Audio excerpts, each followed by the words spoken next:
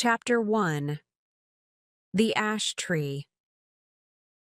This story begins in 1690 with a strange, lonely old woman, Mrs. Mothersole, who was found guilty of being a witch. Sir Matthew Fell, the owner of Castringham Hall at that time, described how she used to climb into the ash tree outside his bedroom every time there was a full moon. He said that she usually carried a strange knife to cut off parts of the tree, and that she talked to herself. Once he followed her home, but she disappeared, and when he knocked on the door of her house, she came downstairs in her nightclothes looking sleepy. He and the villagers agreed that it was certain she did these things by magic, and so she was hanged. Before she died, she fought and shouted, and her last strange words were, "There will be guests at the hall." After the hanging, Sir Matthew felt uncomfortable and guilty, and he told his friend, the vicar, about his worries. "You did the right thing, Sir Matthew," were the wise words of the vicar. "I'm sure she was a dangerous woman." Sir Matthew felt happier. That evening, Sir Matthew and the vicar went for a walk in the gardens of Castringham Hall. It was the night of the full moon. As they were returning to the house, Sir Matthew pointed to the ash tree in great surprise. "What kind of animal is that running down the ash tree? It looks very strange." The vicar only saw the moving animal for a moment, but he thought that it had more than 4 legs. He shook his head. "I must be tired," he thought to himself. After all, what animal has more than 4 legs? He said nothing to Sir Matthew, but just wished him good night. The next morning, Sir Matthew's servants were surprised not to find him downstairs at his usual time of 6 o'clock. When 7 o'clock and then 8 o'clock passed, they began to suspect that something was terribly wrong and went up to his bedroom. The door was locked. After knocking several times and still getting no answer from inside, they broke down the door and entered, only to find that their fears were right. Sir Matthew's body lay on the bed, dead and completely black. There were no wounds or other marks on him, and everything in the room looked as usual, except that the window was wide open. His servants initially suspected poison, but the doctor who was called found no such thing and could offer no real explanation for Sir Matthew's death. When he heard the news, the vicar rushed to Castringham Hall and, while waiting to hear the doctor's opinion, he looked at Sir Matthew's Bible, which was lying on a table by the dead man's bedside. He opened the book, and the first words he read were from the book of Luke, chapter 8. "Cut it down," were the words he read. The servants locked Sir Matthew's room that day, and it stayed locked up for the next 40 years. By that time, Sir Richard Fell, Sir Matthew's grandson, was living at Castringham Hall. He enjoyed spending money, especially on rebuilding parts of the hall. He also decided to make the local church bigger so that his family could have a fine new seat in the new part of the church. In order to complete this building work, some of the graves in the graveyard had to be moved. One of the graves was that of Mrs. Mothersole, the old witch who began this story. The villagers were excited about the opening of her grave, and a crowd came to watch. However, they and the workmen were amazed to find the grave completely empty. No body, no bones, no dust. At about this time, Sir Richard started to sleep very badly. The wind made his fire smoke, and the curtains moved. Because his room faced east, the sun woke him up early in the morning. One morning, he asked his servant to help him choose a better room, and he made a tour of the house, finding something wrong with each room. Each one was either too cold or too noisy, or faced the wrong direction. Finally, he found himself outside his grandfather's old room. His servant tried to persuade him not to go in. "It's a bad room, sir. They say terrible things happened in there, and no one has opened the door since the death of your grandfather. Also, the ash tree is right outside the window, and that's always unlucky, sir." But Sir Richard was not listening. He unlocked the door and walked straight in. "See? Nothing unusual in here, James," he said, and he opened the window. As he did so, he noticed how tall and dark the ash tree was. Its branches seemed to be trying to reach into the room. But he said nothing. At that moment, a stranger rang the bell at the front door of the hall. The servant brought him up to the bedroom where Sir Richard was standing, looking around him at the old paintings and old books. "I must apologize for interrupting you, Sir Richard," said the stranger, "but please allow me to introduce myself. My name is William Crome. My grandfather was the vicar here in your grandfather's time. I have some papers to deliver to you." "Delighted to meet you," said Sir Richard. "James, please bring us some wine in the library, and then move my clothes and things into this room for me. I will sleep here in future." While he was drinking a glass of wine with William Crome in the library, Sir Richard looked at the papers, many of which belonged to his grandfather. Among them, he found the notes made by the old vicar about the day of Sir Matthew's mysterious death. "Well, well," said Sir Richard, laughing quietly. "How very interesting. It seems that my grandfather's Bible gave a piece of advice on the day he died, and your grandfather thought it could be about that old ash tree outside the bedroom window." "Cut it down," the good book told him. "Those were the first words your grandfather saw when he opened the Bible on the day of my grandfather's death." "Do you still have that old Bible?" asked William Crome. "I'd very much like to see it." Sir Richard found the old Bible easily. "Yes, here it is. A bit dusty, I'm afraid. Let's see what it has to tell me. I'll open it at any page and read the first words I see, just as your grandfather did."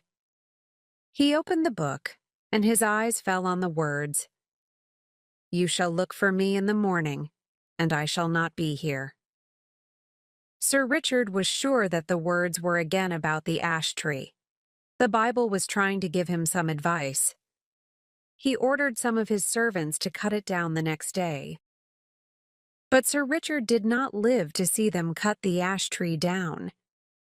That night, at exactly midnight, a strange and terrible animal jumped from Sir Richard's bed, ran silently to the window, and disappeared into the shadowy branches of the enormous tree. No one was there to see it. But the next morning, they found Sir Richard's body, like his grandfather's, dead and completely black. When William Crome heard the news of his new friend's death, the words from the Bible came back to him. "You shall look for me in the morning, and I shall not be here." He immediately hurried to Castringham Hall, where he found the family and servants crowded around the ash tree. "Sir Richard's last orders were that we should cut down this tree," explained James. Then, in a quieter voice, he went on, "And there's something very strange about that tree, sir. Very strange. It's hollow, and they say something lives inside it." The gardener put his ladder against the tree and climbed up to look inside. As he held a light over the hole, his face suddenly looked so terrified that several of the people watching from below screamed and turned to run.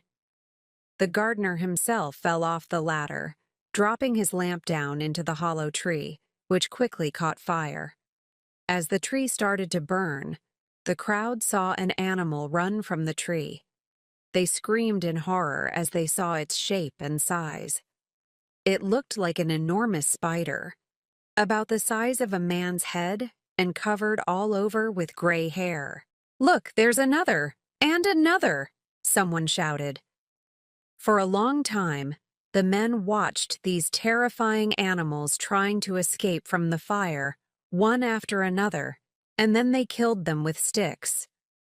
At last, the fire burned itself out, and William Crome, James the servant, and some of the braver people went to look inside the blackened tree. There they found the bones of a human being. The doctors who examined them afterward said that it was the body of a woman who died around 1690, the year that old Mrs. Mothersole was hanged. Chapter 2. A School Story. Two men, John and Edgar, were having dinner together one night when a conversation started on the subject of school days. One of them, John, told the following strange story. When I went to the school in September of 1870, I immediately became friendly with a Scottish boy called MacLeod. It was a large school, and the teachers changed quite often. One term, a new teacher named Sampson came to teach at the school. He taught us Latin. He was tall and pale, with a black beard, and he was popular with the boys because he used to tell us all about his travels to different countries. He always carried an old gold coin in his pocket, which he had found on a trip to Turkey, and one day he let us look at this coin closely. On one side of it was the head of a king, I don't know which one, and on the other side of it were the letters GWS, for Sampson's name, and the date, 24 July 1865. We enjoyed Sampson's classes because he often asked us to invent sentences of our own instead of always doing the boring exercises in the grammar book. One day, he asked us for sentences using the word remember in Latin. We all wrote our sentences in the usual way, and Sampson came around to correct each of us. My friend MacLeod seemed to be having some difficulty thinking of a sentence, and when the bell went for break, I saw him write something very quickly, just before Sampson reached him. So, MacLeod's sentence was the last one that Sampson corrected that day.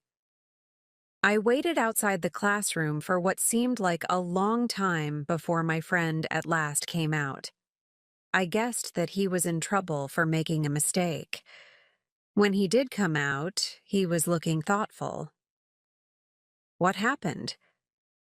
Was old Sampson angry? I asked. No. My sentence was all right, I think. I wrote, Memento putae inter quatuor taxos, said MacLeod. Well, what does all that mean? I asked. That's the funny thing, he explained. I don't really know, you see. I couldn't think of anything to write until just before Sampson got to me. Then those words just came into my head from nowhere, and it was very strange. I could see a sort of picture of it in my head. I think it means, remember the well among the 4 trees. When Sampson read it, he went quiet for a long time. Then he started to ask me questions about my family and where I came from. Then he let me go. We soon forgot about the lesson and MacLeod's strange sentence because the next day, MacLeod became ill with a cold and didn't come to school for a week. Nothing happened for about a month, until one day when we were, again, writing Latin sentences for Sampson. This time, we had to write them on pieces of paper and give them to him for correction. He started looking through them, but when he got to one piece of paper, he turned white and cried out, looking very frightened. He got up and hurried out of the classroom, and we sat there for a long time, wondering what to do. Finally, I got up to have a look at the papers, and the first thing I noticed was that the top one was in red ink. Our school never allowed us to use red ink. It was against the rules. The sentence on the paper said, Si tu non veneris ad me, ego veniam ad te, which means, if you don't come to me, I will come to you. All the boys looked at it, and they all promised that the sentence was not theirs. To check, I counted the pieces of paper, There were 17 of them, but there were only 16 boys in the class. Where this paper came from, no one could say. I put it in my pocket, and it wasn't until that afternoon that I took it out again.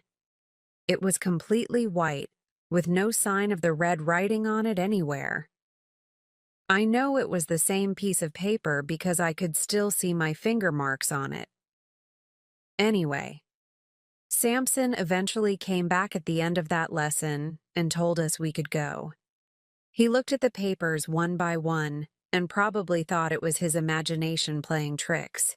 He looked pale and worried. The next day, Samson was in school again, and he seemed quite normal. But it was that night that the third strange thing happened. It was about midnight when I suddenly woke up. Somebody was shouting at me. It was McLeod, who shared my room. He looked terrified. "Quick," he said. "I think a burglar is trying to get into Samson's room." I rushed to the window but could see nothing. Somehow, though, I felt that something was wrong out there, and the two of us waited, watching closely. "Tell me exactly what you saw or heard," I whispered. "I didn't hear anything, but about 5 minutes before I woke you, I just found myself standing here at the window," McLeod whispered back. There was a terrible-looking man standing just outside Samson's window. He was very tall and very thin, and he didn't really look like a living person at all, more like a ghost. He seemed to be making a sign to Samson to go with him. That's all I saw before I woke you up. We waited a long time, watching, but we saw nothing more that night. Everything was quiet outside. We woke up feeling tired and strange in the morning. But during the day, the news went round that no one could find Samson anywhere, and he didn't come for our Latin class that day. In fact, we never heard of or saw Samson again. Somehow, McLeod and I knew that we should keep quiet about what he had seen that night, and we never told anyone. "It's a good story, John," said Edgar, listening to his friend as he finished his wine. "A very good one. But now I really must be on my way home. I hope I don't meet any strange, thin men on the way." The two men laughed, shook hands, and went their different ways. It was about a year later that Edgar, the listener to John's story, traveled to Ireland to visit another friend who lived in an old country house there. One evening, his host was looking in a box full of various old things for a key that he wanted. Suddenly, he pulled a small object out of the box and held it up. "Have a look at this, Edgar." "What do you think it is?" he asked. It was an old gold coin with the head of a king on the front. Edgar looked closely. "Where did you get it?" he asked quietly. "Well, it's quite an interesting story," began his friend. "A year or two ago, we were working on that area of the garden over there in the corner. Can you see? Among the 4 trees? Right in the middle of the trees, we found an old well, and at the bottom of it, you'll never guess what we found." "Yes."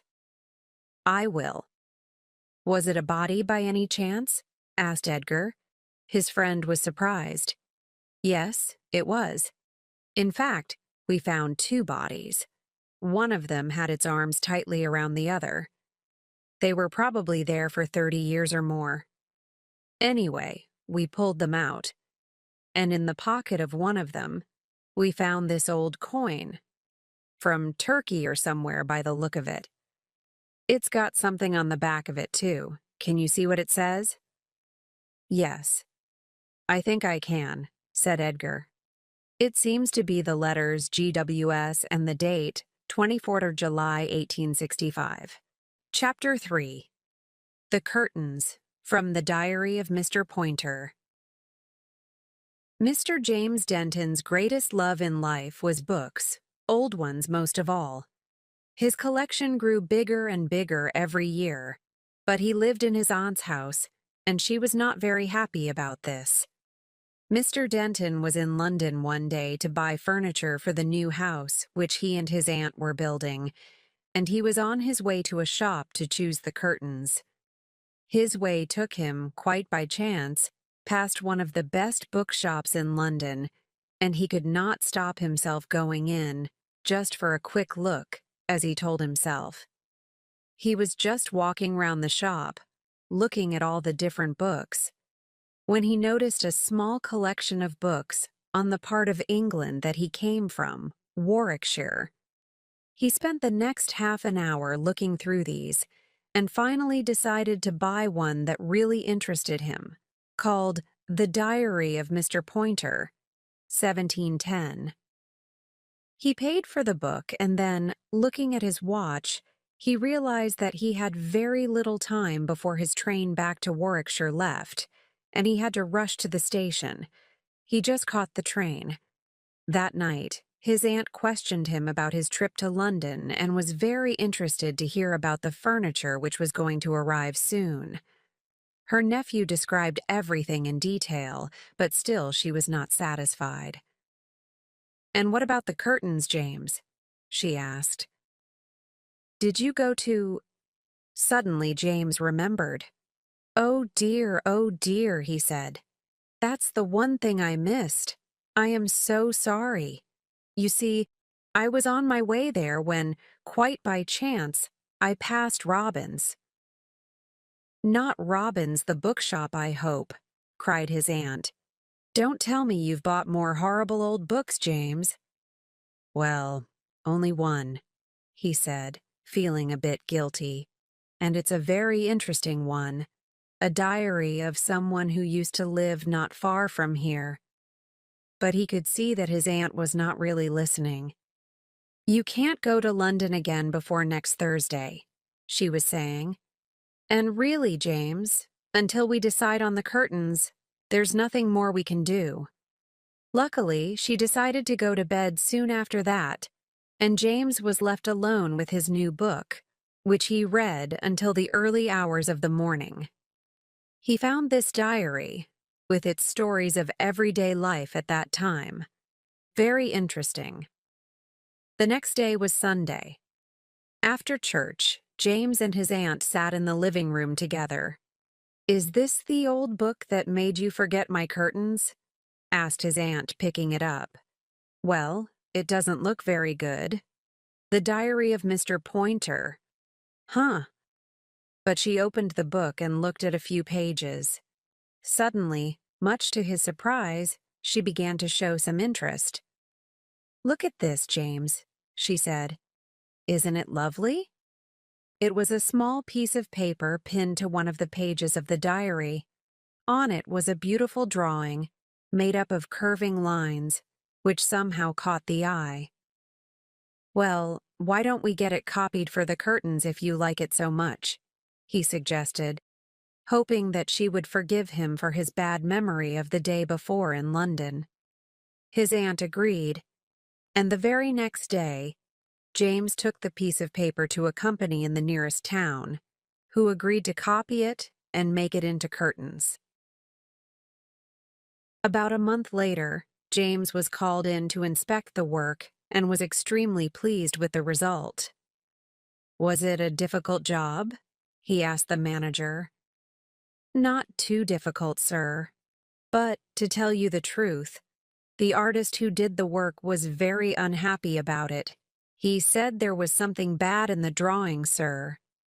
James was thoughtful, but still he chose the colors for the curtains and then returned home. A few weeks later, the curtains were ready, and a man came to hang them in several rooms of the new house, one of which was James's bedroom. That night, he found that he could not stop looking at them, and, although it was a still night, he was almost sure that the curtains were moving and that someone was watching him from behind them. He told himself that this was impossible and not to be so stupid. He explained to himself that the effect was caused by the curving lines on the curtains, which looked just like long, curling black hair. The next day, a friend of James's came to stay, and after dinner, they sat up late, talking and laughing. At last, they decided to go to bed, and James showed his friend to the guest room, which was just along from his own. James, though, did not want to go to bed immediately and sat in the chair by the fire in his room, reading. He fell asleep for a few minutes, and when he woke, he realized that something was in the room with him. Putting out his hand, he felt something covered in hair and thought it was his dog, who always followed him everywhere. "How did you get in here? I thought I left you downstairs," he said, looking down. To his horror, he found it was not his little dog, but something almost human. He jumped and screamed, and as he did, the face of the thing came up towards him. No eyes, no nose, no mouth. Only hair. He screamed again and rushed to the door, but was so frightened that he could not get it open. He felt the thing touch his back and start to tear at his shirt. At last, the door flew open, and he rushed to his friend's room, terrified and breathing hard. The next morning, early, James went away to the seaside for a few days to try to forget about his horrible experience. He took with him the diary of Mr. Pointer. He wanted to read it again carefully to find out anything he could about the pattern pinned to the page. When he turned to that part of the book, he found that there were several pieces of paper stuck one on top of the other. He carefully pulled off the first two and found this story, written by Mr. Pointer in 1707. Old Mr. Casbury of Accrington told me this day of young Sir Everard Charlotte, at that time a student of University College. The young man drank too much and broke the law many times, but because he was from an important family, the university never did anything about it. He used to wear his hair very long and curling down his neck, and he wore unusual, colorful clothes. His behavior made his father very unhappy. One day, they found young Sir Everard dead in his room, with all his hair pulled out. No one could explain why or how he died. But the strangest thing was that the day after he died, the body disappeared completely, leaving only a pile of long, curling black hair on the floor of his room. His father kept some of this hair and had drawings made of it, part of which I have pinned to this page. This is the strange story behind the curtains. Before he returned home, James Denton ordered his servants to take them all down and burn them. Chapter 4. The Flies, from an Evening's Entertainment. If you go to the end of the road, past Collins' house, on the left, you will see a field with some old fruit trees in it. A little house used to be there, where a man called Davis lived. He was a very quiet man who seemed to have enough money to live on. He didn't work on the farms, but he always went to town on market days. One day, a young man came back from market with him. The young man was pale and thin, and he didn't speak very much. He lived with Mr. Davis, and nobody knew if he helped with the housework or if Mr. Davis was his teacher. But people talked and wondered why they were always walking together, early and late, up in the hills and down in the woods. They suspected that the two men were playing with magic and were plotting something terrible. Once a month, when the moon was full, they went up to a place on the hill where there are piles of old stones and rocks, and they stayed up there all night. Someone once asked Mr. Davis why he went to such a dark, lonely place in the middle of the night. Mr. Davis smiled and replied, "I love old places. They remind me of the past, and the air is beautiful on a summer's night. You can see all the countryside for miles around in the moonlight." But Mr. Davis's young friend interrupted rudely, "We don't want other people near us. We just want to talk to each other."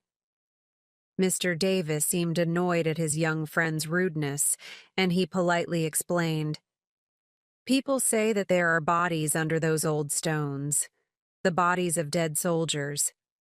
I know farmers sometimes find old bones and pots when they are working in the fields around here. I'd like to know more about how those people lived and who their gods were. I think they probably practiced magic. Then, one morning in September, something terrible happened. A farm worker had to go up to the top of the hill, to the woods, very early, when it was still dark. In the distance, he saw a shape that looked like a man in the early morning fog. As he came nearer, he saw that it was a man. It was Mr. Davis's friend, dead, hanging from a tree. Near his feet was a knife, covered in blood. The poor farm worker was terrified and ran back down the hill to the village. He woke up some of the villagers to tell them about the terrible sight, and some men went back up the hill with a horse to bring down the body. They also immediately sent a young boy to Mr. Davis's house to see if he was at home, because, of course, they suspected that he was the murderer. When they cut down the young man's body from the tree, they were surprised to see the clothes he was wearing were all black, like the clothes that vicars used to wear many centuries ago. When the men's horse came near the tree and the dead young man, it screamed and tried to run away. But the men were able to hold it, and they finally got back to the village with the body across the terrified horse's back. In the village, they found the young boy standing in the main street, with several women standing around him. He was as white as paper and would not say a word. When the men tried to move on towards Mr. Davis's house, the horse again became very frightened. It stopped in the road and would not move. Then suddenly, it turned and tried to run, and the body of the dead young man fell off its back onto the road. The horse could smell blood. They carried the young man's body to Mr. Davis's house, and when they opened the door, they saw what the poor young boy had seen. There, on the long kitchen table, was the body of Mr. Davis. Tied around his eyes was a black handkerchief, and his hands were tied behind his back.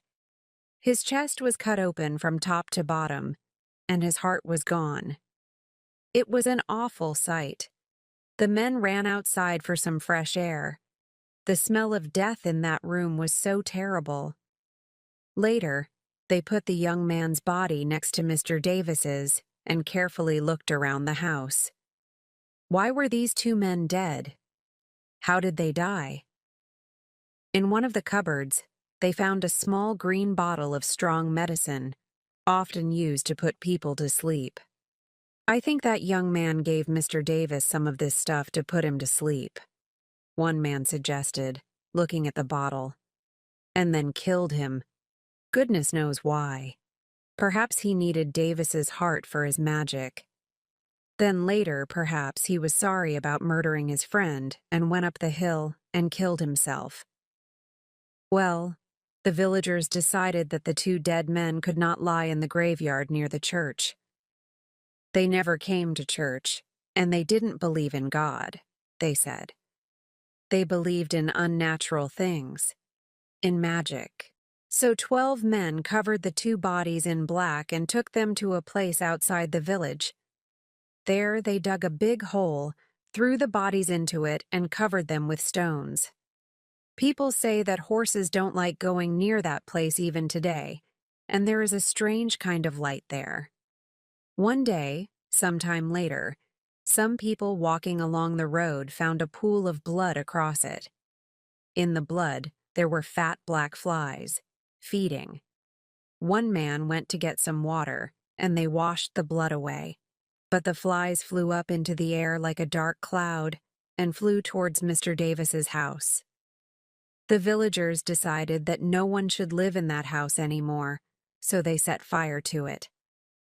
The house burnt down completely, but for a long time people said that they often saw Mr. Davis and the young man standing at night when the moon was full, in the road near the burnt house on the hill. Only the flies live there now. Perhaps it is only the flies who know why those two men played with magic and why they died the way they did. Chapter 5. The Locked Room, from Rats. It happened in Suffolk, near the coast.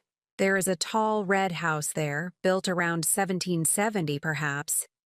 It has a small, untidy garden behind it, and from the front windows you can see the sea. Tall, dark trees surround this lonely house. Near the front door, there is a sign showing that this was once a public house, where travelers could stop to eat and sleep. One fine spring day, a young Cambridge University student named Thompson arrived at this house. He wanted to spend some time in a quiet and pleasant place where he could read and study. No one else was staying there at the time, and Mr. and Mrs. Betts, who managed the house, welcomed him and made him feel very comfortable. They gave him a large room on the first floor with a good view from the window. He spent his days calmly and quietly. Every morning he worked. In the afternoon, he walked in the country. And in the evening, he usually had a drink with some of the local people in the bar before going to bed. He was very happy to continue his life like this for as long as possible. He planned to stay for a whole month. One afternoon, Thompson walked along a different road from his usual one, and in the distance, he saw a large white object.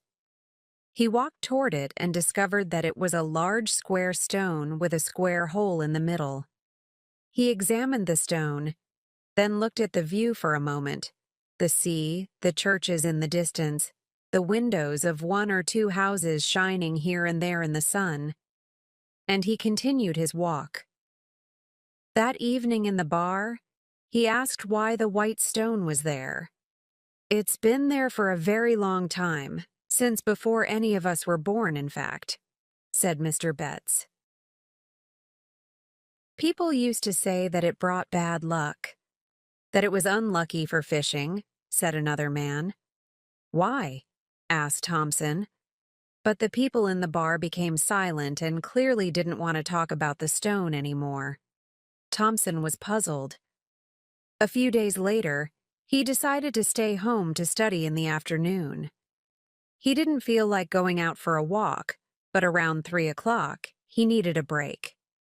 He decided to spend 5 minutes looking at the other rooms on his floor of the house. He was curious about what they were like.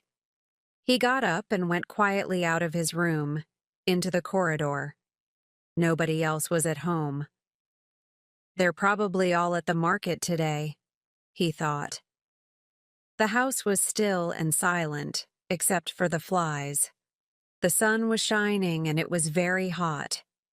He went into the 3 rooms near his own bedroom. Each one was pretty and clean. Then he tried the door of the southwest room but found that it was locked.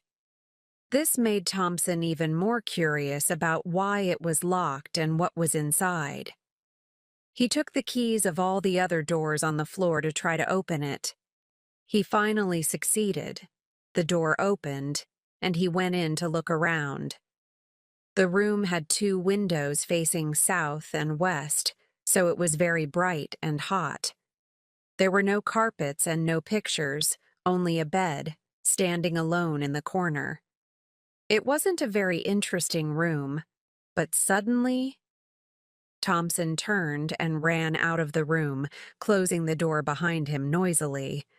Someone was in there, in the bed, he almost shouted. There were covers over the whole body on the bed, but it wasn't dead because it moved. He wasn't dreaming, Thompson knew. This was the middle of a bright sunny day after all. He didn't know what to do. First, of course, he had to lock the door again.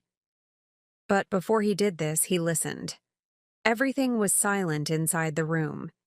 He put the key into the lock and turned it as quietly as he could, but he still made some noise. Suddenly, he stopped. Someone was walking toward the door. He turned and ran along the corridor to his room, closed the door, and locked it behind him as fast as he could. He waited and listened. Perhaps this person can walk through doors and walls, he whispered to himself. Nothing happened. Now what? He thought. His first idea was to leave the house as soon as possible, but if he changed his plans, Mr. and Mrs. Betts would know something was wrong.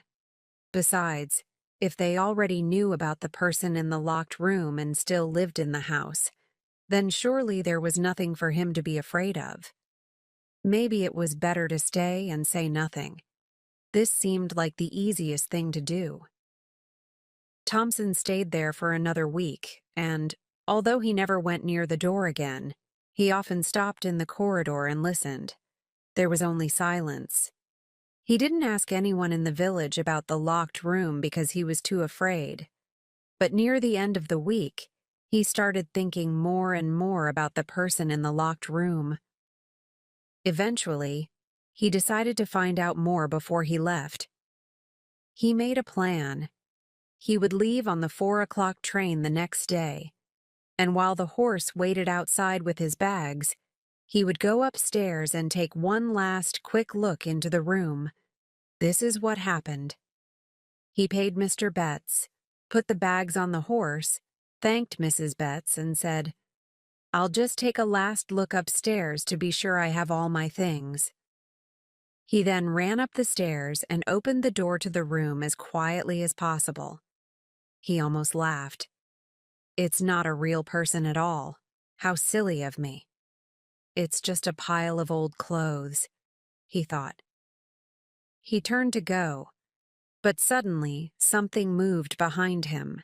He turned quickly and saw the pile of old clothes walking towards him, with a knife stuck into the front of its jacket and dried blood all down its shirt. He pulled open the door and rushed out of the room and down the stairs. Then he fell, and everything went black. When he opened his eyes, Mr. Betts was standing over him with a strong drink in a glass. He looked annoyed. "You shouldn't have done that, Mr. Thompson, sir. It was a stupid thing to do after we've been so good to you. Why did you want to look in that room? Nobody will want to stay in this house anymore if you tell people what you've seen," he said. "I'm sorry." "I just wanted to know, that's all," said Thompson. "I won't tell anyone, I promise." So, before he left, Mr. and Mrs. Betts told him what they knew. People say that a rich gentleman lived here a long time ago. One evening, he was out walking in the village when a group of men attacked him. They wanted to steal his money. They held him down on that big white stone, which you saw when you were out walking the other day, and they killed him with a knife. Then they threw his body into the sea. Later, some people from the village moved the stone away from the village. They said the fish along this part of the coast would not come anywhere near it. The fishermen weren't catching anything, you see. The people who lived in this house before us told us to lock that bedroom, but to leave the bed in it, because the gentleman's ghost might want to come back and sleep in the house again. You're the first person to see him since we've been here. He's never been a problem to us. But please don't tell anyone, they repeated. We don't want people talking about ghosts in this house. For many years, Thompson didn't say a word to anyone about what happened in the Betts' house in Suffolk. And I only know his story because years later, when he came to stay with my family, I was the person who showed him to his bedroom. When we reached the bedroom door, he opened it very loudly and stopped outside. He stood there for a minute and carefully inspected every corner of the room before he went in. Then he remembered that I was standing there and said, "Oh, I'm sorry, my dear, but something very odd happened to me once." And he told me the story I have just told you. Chapter 6. The Painting of Angley Hall from the Mezzotint. Mr. S. Williams was a collector of paintings, and his special interest was pictures of old English country houses, English churches, and country towns. One day he received a price list from Mr. Britnall's shop, where he often bought paintings.